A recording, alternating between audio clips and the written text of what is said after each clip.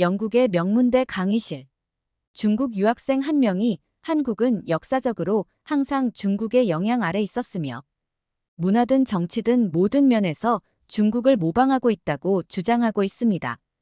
그 유학생의 주장에 영국 여대생 한 명이 반박을 하기 시작하고 영국 여대생의 반론을 들으며 중국 유학생은 얼굴이 붉어진 채 아무 말도 하지 못하는데 대체 무슨 사연일지 오늘 사연 바로 시작하겠습니다. 안녕하세요. 제 이름은 클로에입니다. 지금 저는 영국의 더럼 대학교에서 국제관계학을 공부하고 있어요. 세계 각국의 문화와 정치, 그리고 그들 사이의 관계를 배우는 게 정말 흥미롭게 느껴집니다. 하지만 제 마음 한켠에는 늘 특별한 나라가 자리 잡고 있습니다. 바로 한국이에요. 어렸을 때 부모님을 따라 몇 년간 한국에서 살았던 경험이 제게는 평생 잊지 못할 추억이 되었어요. 7살 때였어요. 어머니가 한국 회사의 영어 교육 프로그램을 총괄하는 자리를 맡게 되면서 우리 가족은 한국으로 이주하게 되었습니다. 아버지는 원격으로 영국 회사 일을 계속하시기로 했죠. 우리가 정착한 곳은 뜻밖에도 창원이었습니다. 런던 도심에 살던 제게는 너무나 익숙하지 않은 곳이었어요. 처음엔 실망했습니다.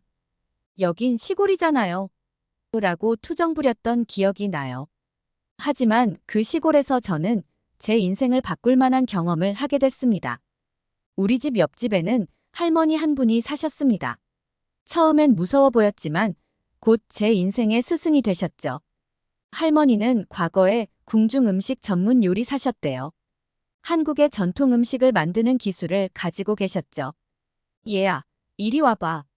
맛있는 거 해줄게. 어느 날 할머니가 저를 부르셨어요.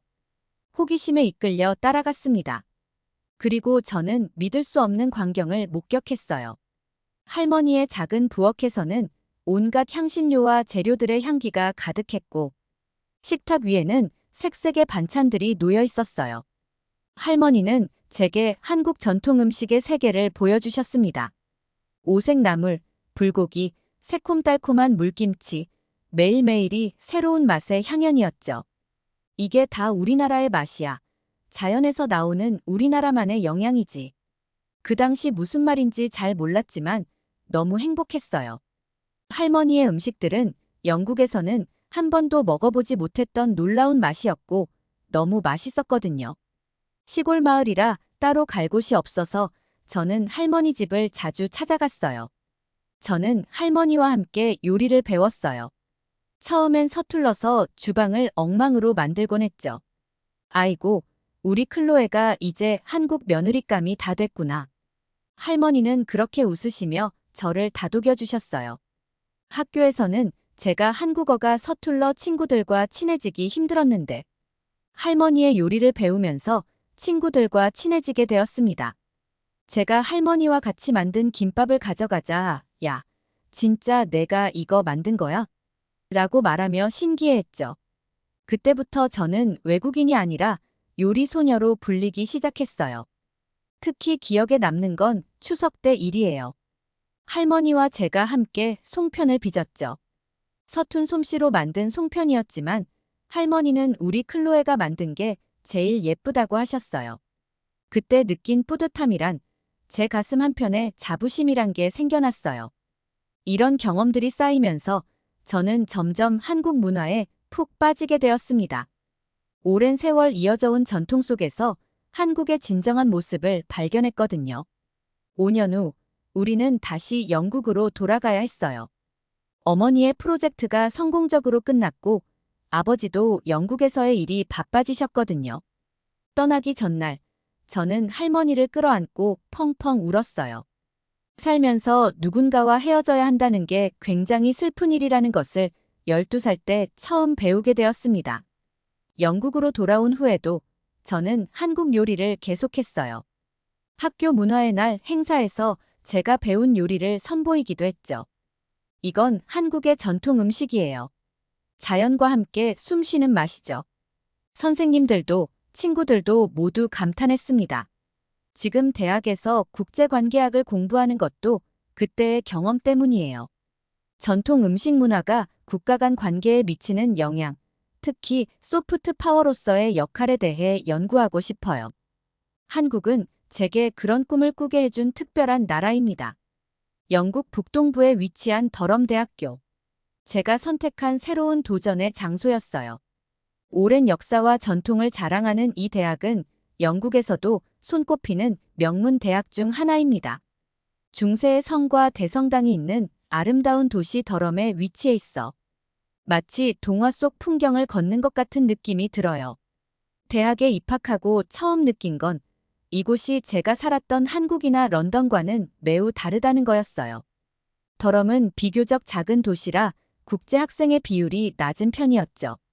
특히 아시아 학생들의 수가 적어서 처음에는 약간 아쉬움을 느꼈습니다.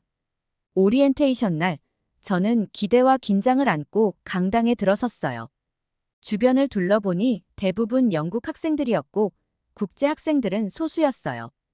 그 중에서도 아시아계 학생들은 거의 눈에 띄지 않았죠. 대신 중국인 유학생들이 꽤 많았어요. 안녕, 난 리아. 베이징에서 왔어. 옆자리에 앉은 여학생이 말을 걸어왔어요. 넌 어디 출신이야? 아, 안녕. 난 클로에야. 런던에서 왔어. 제가 대답하자 그녀는 고개를 끄덕였어요. 런던이라고. 멋지다. 근데 혹시 아시아에 가본 적 있어? 그녀가 호기심 어린 눈빛으로 물었어요. 사실 어렸을 때 한국에서 몇 년 살았었어. 부모님 일 때문에 잠시 갔었거든. 제가 설명하자 그녀의 눈이 커졌어요. 와, 정말 한국이라. 그 말을 끝으로 그녀는 제게 더 이상 말을 걸지 않았어요. 그 후 수업이 시작되고 저는 점점 더 이상한 분위기를 느끼기 시작했어요. 중국인 유학생들이 다른 나라 학생들에게 하는 이야기들이 제 귀에 거슬렸거든요. 중국은 아시아의 중심이야. 우리 문화가 가장 오래되고 영향력 있잖아. 한국이나 일본, 그냥 중국 문화를 배운 거지. 우리 경제 규모를 봐. 아시아에서 우리를 따라올 나라가 없어. 이런 말들을 들을 때마다 제 마음속에서 무언가가 꿈틀거렸어요. 반박하고 싶은 마음이 굴뚝 같았지만 제가 나서기에는 부담스러운 분위기였죠.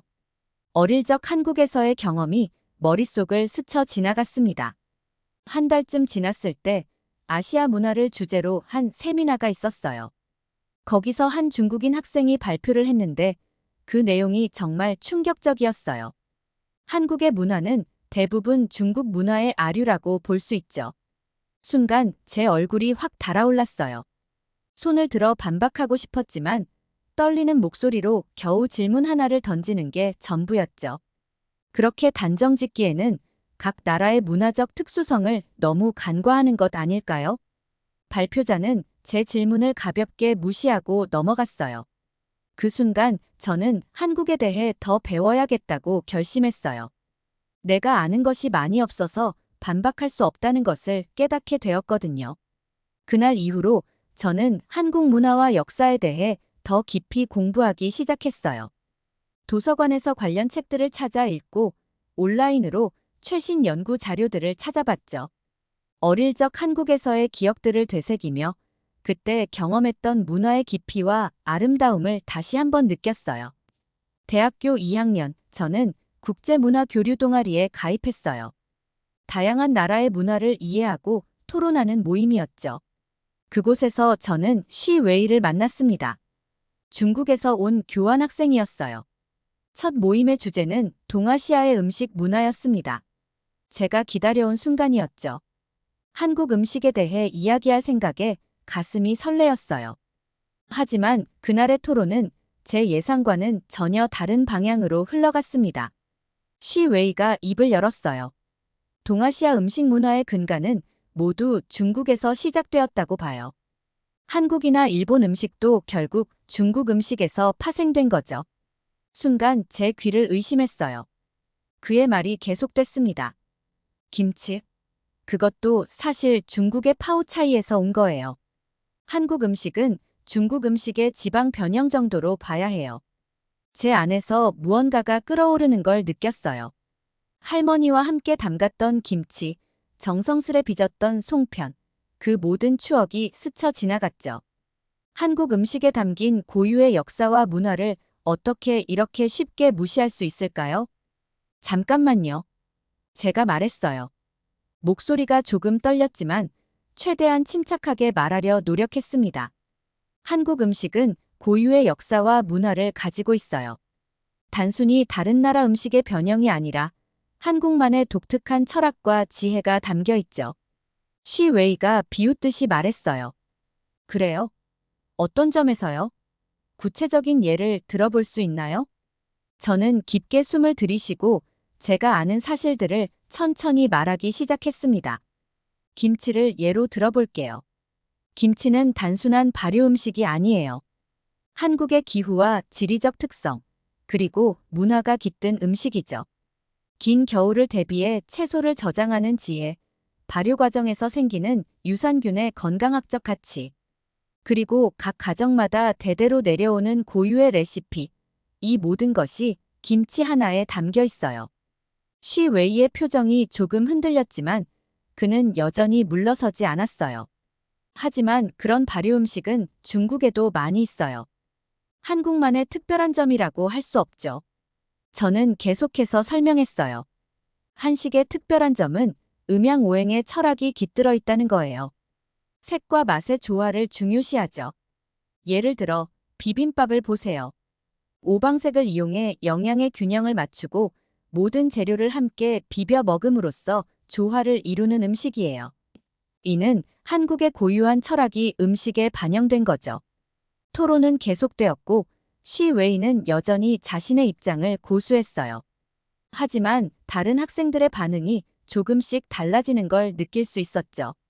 그들의 눈에서 호기심과 관심이 빛나고 있었거든요. 모임이 끝나고 한 친구가 다가와 말했어요. 클로에, 내 이야기가 정말 인상적이었어. 한국 음식에 대해 전혀 몰랐던 걸 깨달았어. 그 순간 저는 깨달았습니다. 제가 할머니께 배운 것들, 제가 경험한 한국의 음식 문화, 이 모든 것이 단순한 개인적 경험을 넘어 문화적 가치를 지니고 있다는 걸요. 첫 번째 토론 이후, 저는 쉬 웨이의 주장에 더욱 체계적으로 반박해야 한다는 필요성을 느꼈습니다. 그의 편견 어린 시각은 단순히 음식 문화에 국한된 것이 아니었거든요. 그는 한국 문화 전반에 대해 그런 태도를 보였죠. 다음 모임의 주제는 동아시아의 역사와 문화적 교류였어요. 이번에는 준비를 단단히 하고 갔습니다. 이미 공부했던 내용이었지만 혹시 몰라 한국사 책을 빌려서 열심히 공부했어요. 모임이 시작되고 예상대로 쉬 웨이가 또다시 한국을 깎아내리기 시작했어요.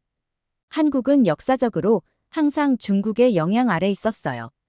문화든 정치든 모든 면에서 중국을 모방했죠. 이번에는 제가 먼저 나서서 말했어요. 쉬 웨이 씨, 그렇게 단정 짓기에는 한국의 역사가 너무 깊고 복잡해요. 한국은 오랜 기간 동안 독자적인 문화와 정치 체제를 발전시켜왔답니다. 쉬 웨이가 또다시 비웃듯이 말했어요. 대체 얼마나 안다고 그래요? 납득할 수 있게 설명해 보세요. 저는 깊게 숨을 들이쉬고 천천히 말하기 시작했습니다. 삼국시대부터 이야기해 볼까요? 고구려, 백제, 신라는 각자의 독특한 문화와 정치 체제를 가지고 있었어요. 특히 고구려는 수나라, 당나라의 침략에 맞서 싸워 이겼습니다. 이는 한국이 중국과는 구별되는 독자적인 국가였음을 보여주는 증거예요. 쉬 웨이의 표정이 조금 흔들렸지만 그는 여전히 물러서지 않았어요. 하지만 결국 당나라의 도움으로 통일신라가 이뤄진 거 아닌가요? 저는 고개를 저으며 대답했어요. 그렇지 않아요. 신라의 삼국 통일은 기본적으로 신라의 자체적인 노력으로 이뤄졌어요. 당과의 동맹은 일시적이었고 통일 후에는 오히려 당과 전쟁을 치르며 한반도에서 당을 몰아냈죠. 이어서 저는 고려시대와 조선시대의 예를 들었어요. 고려시대에는 독자적인 청자 문화를 발전시켰고 세계 최초로 금속 활자를 발명했어요.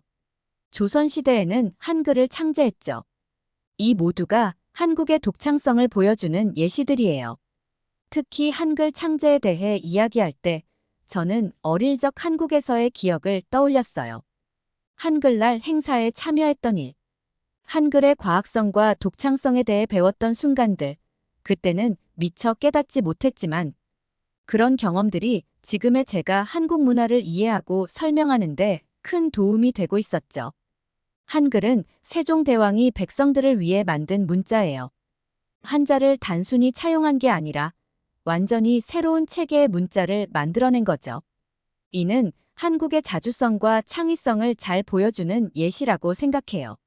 쉬 웨이는 여전히 완전히 수긍하지 않는 듯 했지만 다른 학생들의 반응이 달라지는 걸 느낄 수 있었어요. 그들의 눈에서 새로운 이해와 관심이 보였죠. 토론이 끝난 후 한 친구가 다가와 말했어요. 클로에, 내 말을 들으니 한국사에 대해 더 알고 싶어졌어. 우리가 배운 동아시아사는 너무 중국 중심이었던 것 같아. 역사 토론 이후 쉬 웨이는 한동안 조용했습니다. 하지만 그의 편견이 완전히 사라진 것은 아니었죠.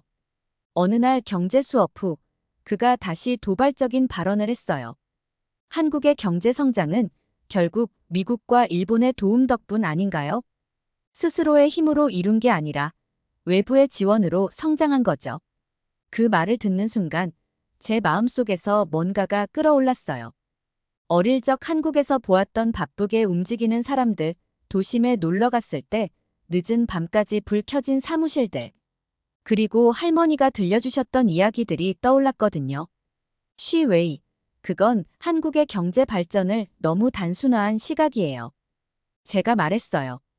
한국의 경제 성장은 한강의 기적이라고 불릴 만큼 놀라운 것이었어요. 그리고 이는 한국 사람들의 노력과 창의성, 그리고 끈기가 만들어낸 결과예요. 쉬 웨이는 여전히 의심스러운 눈빛이었어요. 어떤 점에서요? 저는 깊은 숨을 들이쉬고 설명을 시작했어요.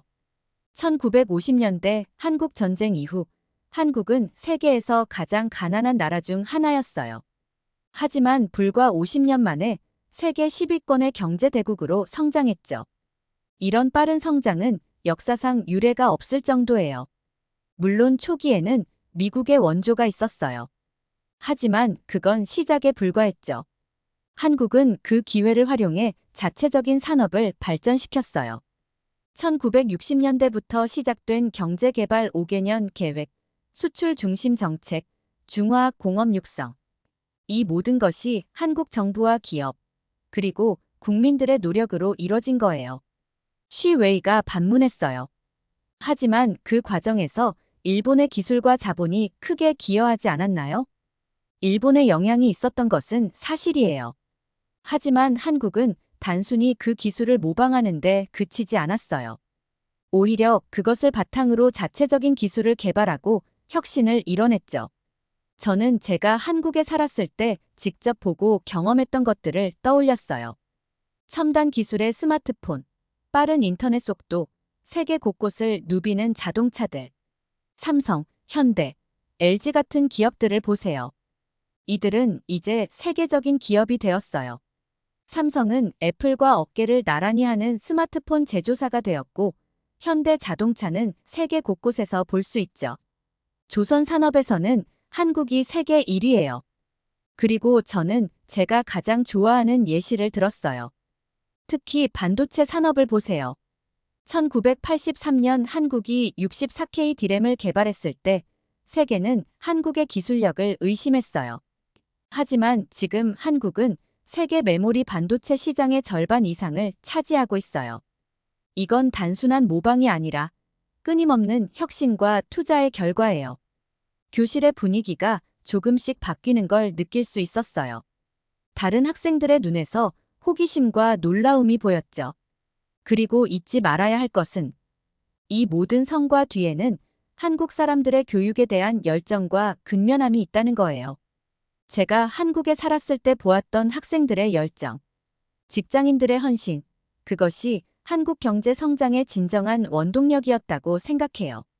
쉬 웨이는 여전히 완전히 납득하지 못한 표정이었지만 더 이상 반박하지 않았어요. 대신 다른 학생이 질문을 했어요.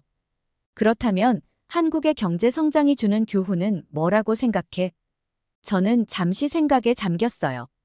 할머니의 말씀, 한국에서의 경험, 그리고 제가 공부한 내용들이 머릿속을 스쳐 지나갔습니다. 저는 한국의 경제 성장이 보여주는 가장 큰 교훈은 불가능은 없다는 거라고 생각해요. 전쟁의 폐허에서 세계적인 경제 강국으로 성장한 한국의 이야기는 어떤 어려움 속에서도 꿈과 노력, 그리고 올바른 전략이 있다면 놀라운 성과를 이룰 수 있다는 걸 보여주는 것 같아요. 그날 밤, 저는 다시 한번 제 경험을 되새겼습니다. 한국에서 보았던 발전된 도시의 모습, 첨단 기술, 그리고 열심히 일하는 사람들. 그 모든 것이 한국의 경제 성장을 이루어낸 힘이었다는 걸 새삼 깨달았습니다. 그날 이후에도 시 웨이의 태도는 전혀 변하지 않았어요. 오히려 더 공격적으로 변한 것 같았죠. 저도 지지 않았어요. 더 열심히 공부하며 논리적으로 토론했죠. 한 번은 국제개발학 수업에서 각국의 발전 모델을 비교 분석하는 발표가 있었어요. 저는 한국을, 시 웨이는 중국을 주제로 선택했죠. 시 웨이가 먼저 발표를 시작했어요. 중국의 눈부신 경제 성장은 세계사에 유례없는 것입니다. 강력한 중앙정부의 지도력 아래 우리는 모든 면에서 세계를 앞서가고 있죠. 다른 나라들은 중국을 배워야 합니다. 그의 과장된 주장에 교실 내 분위기가 불편해졌어요. 질문 시간에 제가 손을 들었습니다. 시 웨이, 중국의 경제 성장 과정에서 인권 탄압, 환경 오염, 언론 통제 같은 문제는 어떻게 설명할 수 있나요? 시 웨이는 얼굴을 붉히며 대답했어요. 그런 건 서양의 편견일 뿐이에요.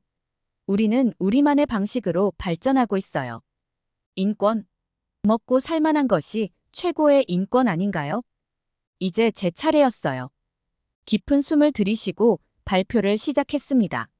한국의 발전 모델은 경제 성장과 민주주의, 그리고 시민사회의 성숙을 동시에 이뤄낸 특별한 사례입니다. 1950년대 한국 전쟁 이후의 극빈국에서 현재 세계 10위권 경제 대국으로 성장했죠.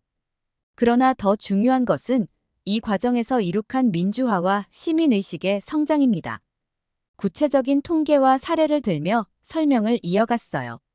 한국은 1인당 GDP가 3만 달러를 넘는 선진국이면서 동시에 언론의 자유, 시민의 권리 보장 측면에서도 높은 평가를 받고 있습니다.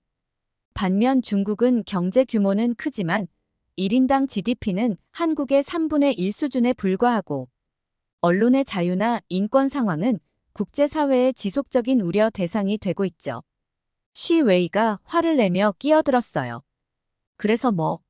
우리는 14억 인구를 먹여 살리고 있어. 서방의 기준으로 우리를 판단하지 마. 저는 차분히 대응했습니다. 인구 규모로 모든 것을 정당화할 수는 없어요. 오히려 그 많은 인구의 기본적 권리를 어떻게 보장하고 있는지가 중요하죠. 한국의 민주화 과정을 보세요.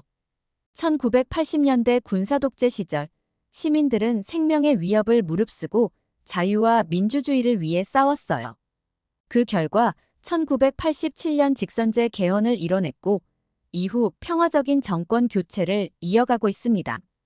이어서 최근의 사례도 언급했어요. 2016년 박근혜 대통령 탄핵. 촛불 집회는 1,700만 명이 넘는 시민들이 평화적으로 참여한 민주주의의 축제였습니다.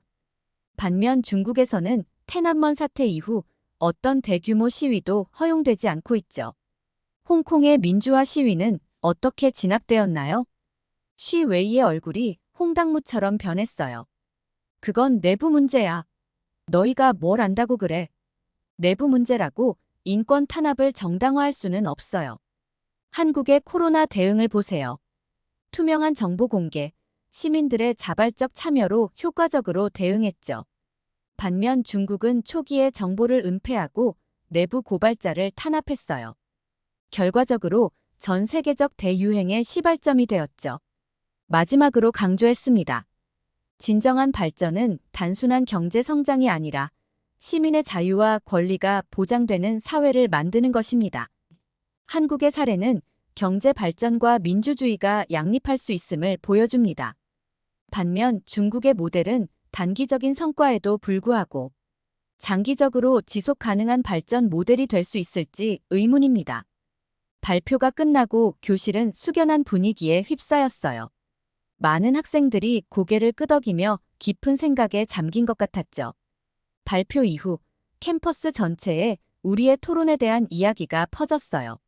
많은 학생들이 제게 다가와 한국의 발전 모델에 대해 더 자세히 알고 싶다고 했죠. 반면 시웨이는 더욱 고립된 모습이었어요. 다음 날 국제개발학 교수님이 저를 연구실로 부르셨어요. 클로에, 어제 발표 정말 인상적이었어요. 한국과 중국의 발전 모델을 객관적으로 비교하면서도 중요한 문제점들을 날카롭게 지적했더군요. 교수님의 말씀에 가슴이 뿌듯해졌어요. 감사합니다, 교수님. 제가 경험하고 연구한 내용을 잘 전달하고 싶었어요. 클로에, 당신의 연구를 더 발전시켜 논문으로 써보는 건 어떨까요? 개발도상국들에게 한국의 모델이 주는 시사점을 다루면 좋을 것 같아요. 교수님의 제안에 저는 흥분을 감출 수 없었어요. 저는 한국의 발전 모델에 대해 더 깊이 연구하기 시작했어요. 한국은 경제 분야, 문화적 측면도 대단했지만 더 놀라운 것은 기술 혁신 분야였어요. 한국은 블룸버그 혁신 지수에서 수년간 최상위권을 유지하고 있었고 특허 출원 건수도 세계 최고 수준이었죠. 코로나 대응에서도 한국은 세계의 모범이 되었어요. K방역이라는 이름으로 전 세계가 한국의 방역 시스템을 배우러 왔죠. 투명한 정보 공개, 신속한 진단 키트 개발, 드라이브 스루 선별 진료소 등 혁신적인 아이디어들이 세계를 놀라게 했어요. 외교적으로도 한국의 위상이 높아지고 있었어요. G20 정상회의 의장국, UN 사무총장 배출, 그리고 최근에는 UN 안전보장이사회 비상임이사국으로 선출되기도 했죠. 이 모든 것을 정리하면서 제 마음속에는 확신이 자리 잡았어요. 한국은 이제 더 이상 누군가를 따라가는 나라가 아니라 세계를 이끌어가는 선도 국가라는 것을요. 논문을 마무리하며 저는 이렇게 결론을 지었습니다. 한국의 발전 모델은 단순한 경제 성장을 넘어 민주주의의 성숙, 문화적 영향력 확대, 기술 혁신, 그리고 국제사회에서의 책임 있는 역할 수행까지 아우르는 종합적인 성공 사례이다. 이는 많은 개발도상국들에게 영감을 줄 수 있는 이상적인 모델이 될 것이다. 논문을 제출하고 나오는 길, 가슴이 벅차올랐어요. 제가 사랑하는 한국, 제2의 고향인 이 나라가 이토록 대단한 나라였다는 사실에 감격스러웠습니다. 여러 경험을 통해 한 가지 결심했어요. 앞으로도 계속해서 한국의 우수성을 연구하고 알리는데 힘써야겠다고요. 대학을 졸업하면 저는 한국에 가서 살아볼 예정이에요. 한국 기업의 취업도 고민하고 있어요. 인터넷으로 본 최근 한국 모습은 제가 살았던 10년 전보다 엄청나게 발전되어 보이는데 꼭 다시 방문해서 예전보다 발전된 한국을 직접 경험하고 싶어요. 두 번째 사연 시작합니다. 여기 딸이 한국의 이야기만 하면 표정이 굳어지며 듣기 싫어하는 미국 여성이 있습니다. 그 미국 여성은 한국에서 경험했던 충격적인 일들을 딸에게 이야기하고 그 여성의 딸은 엄마에게 처음 듣는 한국 이야기에 경악을 하는데 대체 무슨 사연일지 오늘 사연 바로 알아보겠습니다. 안녕하세요. 저는 미국 예일대학교에 재학 중인 제시카입니다. 저는 2살 때 아버지가 돌아가셔서 엄마와 둘이 살았습니다. 엄마는 홀로 남은 저를 키우기 위해 정말 오랫동안 고생하셨죠. 제가 어렸을 때 엄마는 국제기자로 근무하셨는데 아버지가 돌아가시고 너무 어린 저를 홀로 키우셔야 했기 때문에 기자 일을 그만두실 수밖에 없으셨습니다. 국제기자를 그만두고 처음에는 국내 현장 취재 일을 하셨는데 중요한 사건이나 사고가 발생했을 때 현장으로 출동해야 했고 예상치 못한 시간에 현장으로 달려나가야 하기 때문에 저를 돌보아줄 수 있는 베이비시터를 고용하셨다고 해요. 어린 저는 부모님이 안 계신 상태에서 쉽게 적응하지 못했고 엄마 말을 들어보니 제가 4살이 되도록 거의 말을 하지 않고 사람들을 만나는 것을 기피했다고 했습니다. 그래서 엄마는 저를 위해 오랜 꿈이었던 기자라는 직업을 그만두고 저를 돌보는데 전념하셨어요. 그런 엄마의 희생으로 저는 얼마 지나지 않아 말문이 트였고 다른 친구들과도 어울리며 정상적인 학교 생활을 할 수 있었죠. 제가 어린 시절 기억이 많이 남는 건 엄마는 제게 많은 곳을 보여주고 경험시켜주기 위해서 미국 내에서 많은 곳을 함께 다녔습니다. 가끔 아버지가 있는 친구가 부럽기도 했는데 제 옆에는 항상 엄마가 아버지 이상으로 챙겨주었기 때문에 아버지의 부재를 크게 느끼고 자라지는 않았습니다. 그렇게 엄마는 최선을 다해 저를 양육하셨고 저는 행복하게 자랄 수 있었죠. 하지만 수입이 없으니 우리 집은 점점 가난해졌고 어렸을 때 살고 있던 집을 정리하고 작은 집으로 이사를 갈 수밖에 없었어요. 돈을 벌기 위해 엄마는 제가 중학교 때부터 다시 일을 시작하셨습니다. 오랫동안 제 곁에서 쉬셨기 때문에 다시 기자 일을 할 수는 없어서 마트 캐셔나 음식점 일을 하며 저를 뒷바라지 하셨죠. 고생하는 엄마에게 보답할 수 있는 건 공부밖에 없었고 저는 굉장히 열심히 공부했습니다. 정말 힘들게 고생하는 엄마를 보면서 열심히 공부해서 꼭 성공해서 보답해드리겠다는 생각이 어렸을 때부터 강하게 들었거든요. 엄마는 항상 새벽부터 저녁 늦게까지 일을 하셨고 얼굴에는 피로가 가득했지만 저를 보면 항상 따스한 미소를 보여주셨어요. 엄마도 아버지가 그리우신지 가끔 혼자서 먼 곳을 바라보며 아련한 표정을 지으실 때도 있었지만 제가 있어 행복하다고 말씀하셨죠. 그렇게 엄마의 뒷바라지로 고등학교를 졸업하고 명문대학인 예일대학교에 입학했고 예일대학교 합격 통보를 받았을 때 엄마는 저를 끌어안고 고생했다며 펑펑 우셨어요. 저는 대학을 입학하고 개인과외 아르바이트와 교수님 연구 프로젝트 리서치 어시스턴트 일을 하며 돈을 벌기 시작했고 높은 시급을 받았기에 엄마는 더 이상 일을 하지 않으셔도 되셨지만 계속해서 일을 하셨습니다. 제 학비나 생활비를 제가 충당하고 지냈기에 늦은 저녁에 일하던 음식점만 그만두셨죠. 중학교, 고등학교 다닐 때는 엄마가 너무 바빠서 아침, 저녁으로 잠시만 마주쳤는데 대학을 다니면서 제가 수업과 아르바이트를 마치고 집에 가면 집에 엄마가 계셨기에 오랜만에 마주보고 대화할 수 있었죠. 아무리 돈을 드리려고 해도 엄마는 받지 않으셨고 뭔가 해드리고 싶었던 저는 오랫동안 고생하신 엄마를 위해 함께 추억을 남길 수 있는 여행을 가기로 결정했어요. 저는 미국에서만 살았고 미국의 다양한 곳은 어렸을 때 엄마와 많이 다녔기 때문에 유럽 국가로 여행을 가기 위해 몰래 준비했습니다. 엄마가 좋아할 만한 유럽 국가들을 찾아보았는데 유럽 국가들 중 아름다운 곳이 너무 많아서 어디를 가야 할지 정말 고민이 되더라고요. 아무래도 엄마는 젊은 시절 국제기자로 일했기 때문에 전 세계 다양한 국가를 다녀왔을 것이라는 생각에 엄마께 해외여행을 가려고 하는데 유럽 어느 국가로 여행 가는 게 좋을지 의견을 여쭤보았어요. 그런데 엄마는 제가 생각지도 못한 한국이라는 나라를 한번 가보고 싶다고 말씀하시는 게 아니겠어요? 한국은 전혀 생각지도 못했던 나라고 유럽처럼 역사적인 도시, 유명한 랜드마크도 없는데 왜 한국이란 나라를 가고 싶어 하는지 잘 이해가 되지 않았습니다. 엄마는 평생 일만 하셨고 한국의 케이팝이나 드라마, 영화도 별로 관심을 가져 보이는 것 같지 않으셨거든요. 오히려 한국이란 나라의 문화를 제가 이야기하면 표정이 굳으셔서 저는 엄마가 한국을 싫어한다고 생각하고 있었죠. 너무 궁금해서 저는 엄마께 왜 한국을 가고 싶은지 물어보았는데 엄마는 아빠와의 추억이 한국에서 많다는 이야기를 하시기 시작했어요. 저는 어렸을 때 엄마가 아버지의 이야기를 많이 해주셨는데 한국 이야기는 전혀 들어본 적이 없어서 굉장히 놀랬습니다. 엄마는 아버지와 어린 시절 같은 동네에서 자랐고 고등학교 때부터 교제하며 사랑을 키워갔다고 말씀하시며 아버지의 어린 시절과 학창 시절에 어땠는지 여러 이야기를 해주셨었거든요. 엄마는 제게 처음으로 한국에서 있었던 이야기를 해주셨어요. 엄마가 한국에 취재하러 간 2002년은 한국이란 나라가 지금처럼 유명하지 않았어. 2002년에 한국과 일본이 아시아에서 처음으로 월드컵을 개최했기 때문에 엄마는 국제기자라 한국과 일본 두 나라 중 한 나라에 취재를 가야 했지.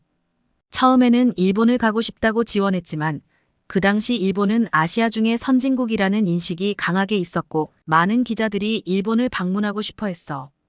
엄마는 연차에 밀려서 어쩔 수 없이 한국이라는 나라를 취재해야 했고 한국이란 나라가 가난한 나라라는 생각이 들어서 한국에 가는 게 정말 싫었던 것 같아.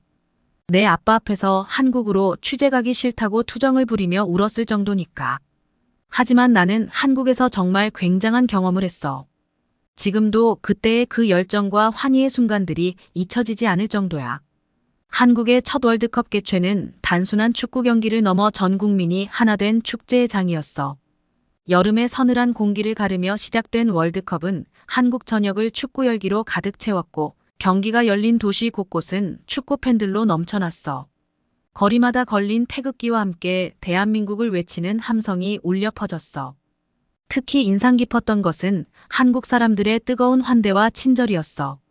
그들은 전 세계에서 몰려든 수많은 축구 팬들을 마치 오랜 친구처럼 맞이했어. 어느 곳을 가든 미소를 잃지 않는 사람들이 가득했고 그들의 열정과 친절이 경기장 안팎에서 느껴지는 분위기를 한층 더 특별하게 만들었지. 경기장 안에서는 세계 각국의 팀들이 치열한 경쟁을 펼쳤고 한국 국가대표팀의 활약은 모든 이의 기대를 뛰어넘었지. 그때 한국의 전 국민은 모두 하나가 되었어. 각 경기마다 들끓었던 팬들의 함성과 응원은 경기장을 뜨겁게 달궜고 나는 축구 경기보다 한국인들의 응원하는 모습을 보면서 더 감동을 받았어. 그 월드컵은 한국이라는 나라가 얼마나 따뜻하고 열정적이며 환영하는 마음이 큰 곳인지 보여주었어. 한국이 8강에 진출했을 때는 온 나라가 축제 분위기였는데 나도 그들과 어울려 뜨거운 열기를 만끽하고 숙소로 돌아오고 있었어.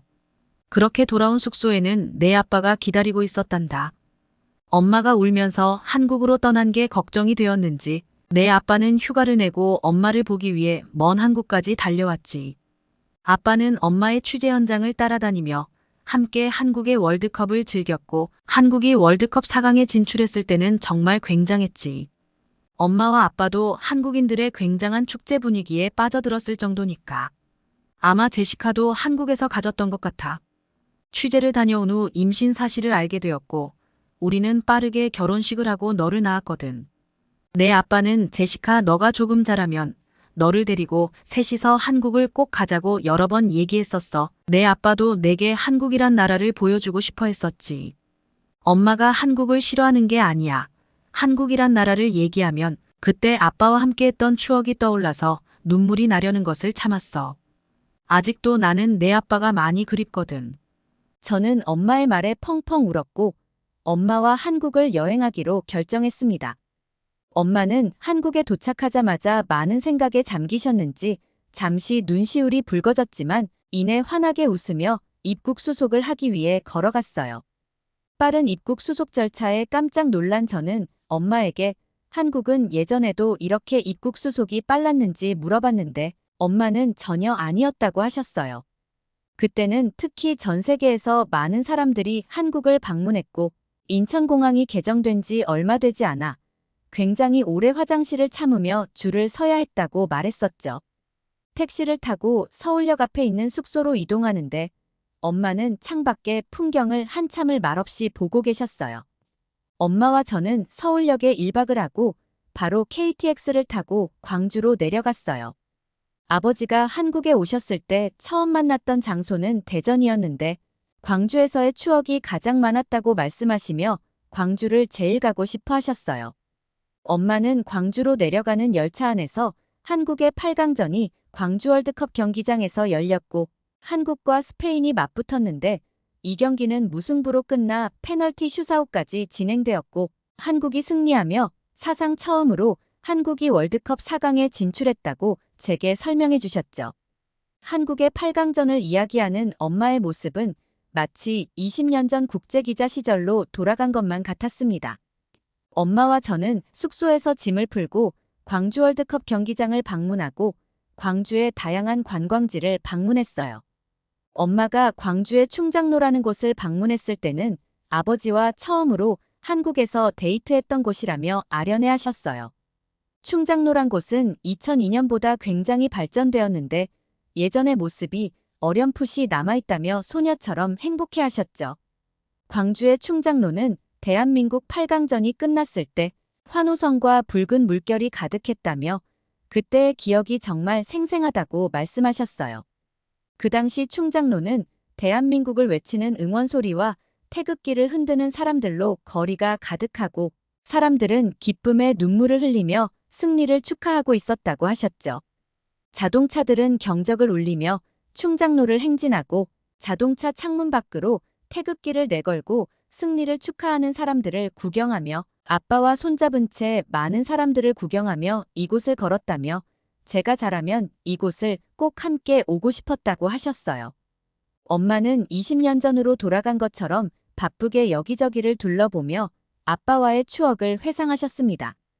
엄마는 한국의 8강전이 끝나고 축제 분위기에 많은 한국 사람들과 어울리며 함께 축제를 즐겼고 그때 분위기에 취해 아빠와 사랑을 나누었고 그때 제가 생긴 게 분명한 것 같다며 너는 한국에서 생긴 한국인이라고 장난을 치며 웃으셨어요. 그렇게 엄마와 저는 광주의 여러 곳을 관광하고 다시 서울로 올라와서 서울을 둘러보기 시작했어요. 엄마는 20년 전에 서울과 지금이 정말 많이 달라졌다며 굉장히 신기해 하셨어요.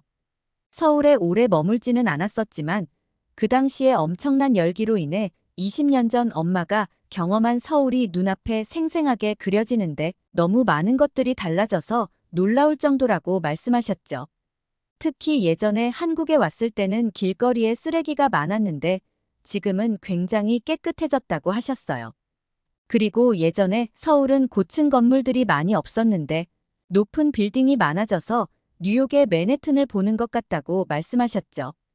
저는 엄마와 경복궁, 시청, 광화문광장, 청계천을 방문했습니다.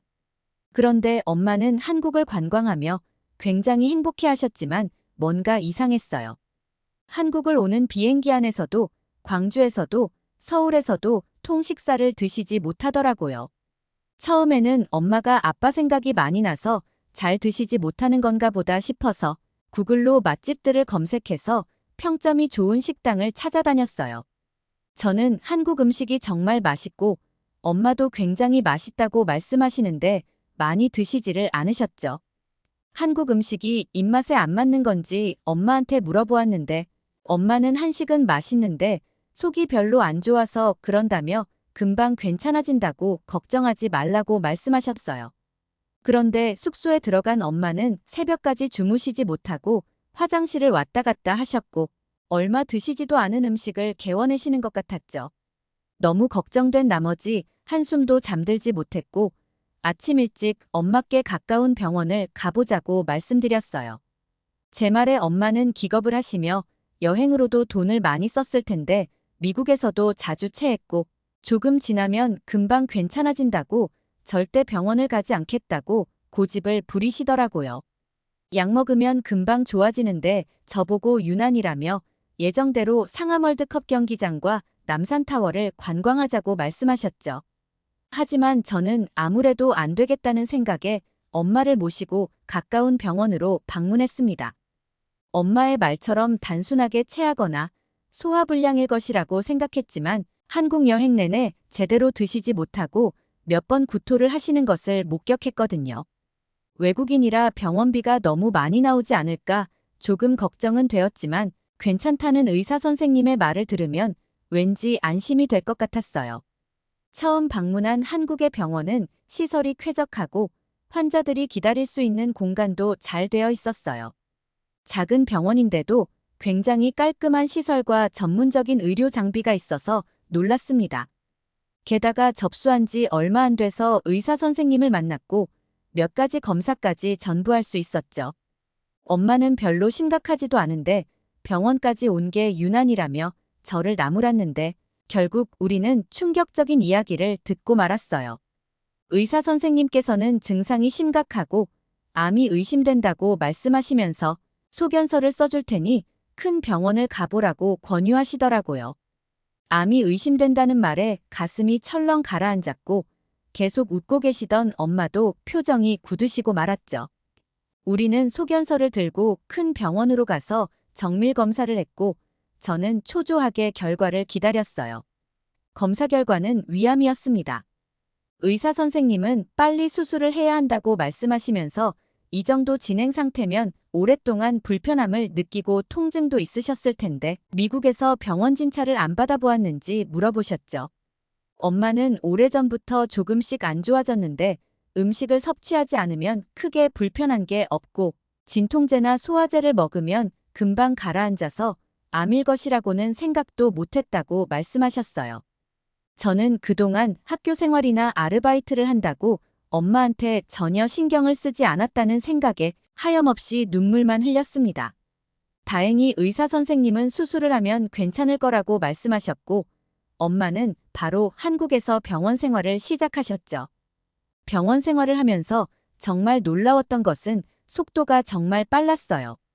입원하자마자 여러 가지 의료 장비로 정밀 검진을 하고 수술 날짜도 바로 잡아주었고 수술 전에도 여러 가지 설명을 상세하게 해주셨어요. 엄마는 부분 위 절제술로 진행되고 예상하는 수술 시간은 약 2~3시간 정도인데 주변 조직 추가 제거가 필요한 경우 조금 더 걸릴 수 있다고 설명해 주시며 너무 걱정하지 말라고 말씀하셨어요. 처음 병원에 올 때까지만 해도 굉장히 걱정되었는데 한국에서는 위암 수술을 많이 하고 우리 엄마를 수술하시는 의사 선생님은 굉장히 많은 수술 경험이 있으신 분이라고 말씀하셔서 조금 안심을 하게 되었습니다. 그리고 엄마와 같은 병실에 계신 분들 중 이미 위암 수술하신 분이 2분 계셨는데 예후가 좋아 보였죠. 특히 수술 당일 의료진들이 일사불란하고 체계적으로 움직이는 모습을 보면서 믿음직스럽다는 생각까지 들었어요. 엄마의 수술은 3시간 정도 시간이 걸렸고 수술 후 의사 선생님이 제게 수술이 잘 끝났으니 걱정하지 말라고 말씀하셨을 때 저는 눈물을 흘리며 감사하다는 말밖에 하지 못했어요. 수술 후 회복을 위해 병원 생활을 하는데 정말 한국 병원은 대단했어요. 위암 수술을 받은 환자들의 병원식도 굉장히 체계적으로 관리가 되었는데 수술 후 위의 크기가 줄어들거나 소화 능력이 감소할 수 있기 때문에 작은 양을 자주 먹는 방식의 식단을 제공하고 섬유소가 많은 음식은 위를 자극하거나 소화불량을 일으킬 수 있기 때문에 저섬유 식단을 제공한다고 했죠. 그리고 수술 후 회복과 영양 상태 유지를 위해 고단백, 고칼로리 식단으로 점차 추가하며 섬세하게 환자의 상태를 보면서 일반식으로 전환했어요. 환자 개인의 회복 상태, 영양 필요, 개별 증상에 따라 의료진이 조절하며 영양사와 의료진이 환자의 상태를 모니터링하면서 식사를 제공한다는 사실이 굉장히 놀라웠습니다. 체계적인 관리 덕분에 엄마는 빠르게 회복하셨고 의사 선생님도 수술 후 예후가 좋다고 말씀하셨을 정도였어요. 그렇게 엄마는 회복을 하시고 퇴원할 시기가 다가왔는데 사실 엄마와 저는 조금씩 걱정이 되기 시작했어요. 제가 학교를 다니면서 아르바이트로 모은 돈이 남아있고 엄마도 모아둔 돈이 조금 있다고 하셨지만 병원비가 얼마나 나올지 가늠이 되지 않았어요. 엄마가 미국에서 병원을 안 가시고 약을 드신 이유도 미국은 단순 진찰만 받아도 병원비가 기본 20만 원 정도 들어가고 추가 검사가 필요하면 수백만 원까지는 기본으로 들어가요. 사실 처음 방문한 작은 병원에서 검진을 했는데 10만 원대 비용밖에 나오지 않아서 굉장히 저렴해서 놀라긴 했지만 큰 병원은 처음 방문한 거라 미국보다는 병원비가 저렴해도 기본적으로 수술과 입원까지 했으니 병원비가 많이 나올 것이라고 생각했어요. 떨리는 마음으로 수납 창구로 가서 병원비를 확인했는데 저는 병원비 청구서를 잘못 받은 줄 알았습니다. 저는 직원분께 혹시 빠진 건 없는지 재차 확인했는데 직원분은 금액이 맞다고 말씀하셨죠. 미국이라면 최소 몇 배는 더 비용이 청구되었을 텐데 한국의 병원비는 믿기지 않는 액수가 나왔어요. 이런 굉장한 의료 수준을 가진 나라인데 이렇게 의료비가 저렴하다니 한국에 와서 많은 것을 대단하다고 느꼈지만 한국의 의료 시스템이 가장 부러웠습니다. 엄마는 미국도 한국만큼 병원비가 저렴했으면 조금만 아파도 병원에 갔을 것 같다고 한국의 의료 시스템은 미국보다 훨씬 선진국인 것 같다고 여러 번 얘기를 하셨어요. 한국이란 나라는 엄마가 평생 잊을 수 없는 아름다운 추억을 만들어준 나라였는데 엄마의 생명도 구해준 나라네요. 만약 한국을 방문하지 않았더라면 어떻게 되었을까 생각만 해도 끔찍해요. 엄마는 수술 후 식사도 잘하시고 점점 식사량도 조금씩 늘어나고 있어요. 예전처럼 속쓰림과 메스꺼움, 복통이 없다고 하셨어요. 그리고 음식을 먹으면서 예전처럼 불편함이 없다며 굉장히 좋아하세요. 우리는 예후를 살펴보기 위해 다음 달에 한국을 다시 방문할 예정입니다. 이번에 한국을 방문하면 지난번에 가보지 못한 상암 월드컵 경기장과 남산타워, 여의도 한강공원도 전부 가볼 예정이에요. 앞으로 저는 한국이라는 나라를 생각하면 정말 감사한 은인의 나라로 평생 기억할 것 같아요. 저희 엄마의 병을 치료해 주시고 엄마에게 평생 잊지 못할 아름다운 추억을 남겨주셔서 정말 감사합니다. 오늘 사연이 재미있으셨다면 구독과 좋아요, 알림 설정까지 부탁드립니다. 더 재미있는 사연으로 돌아오겠습니다. 이상 감동 탐험이었습니다.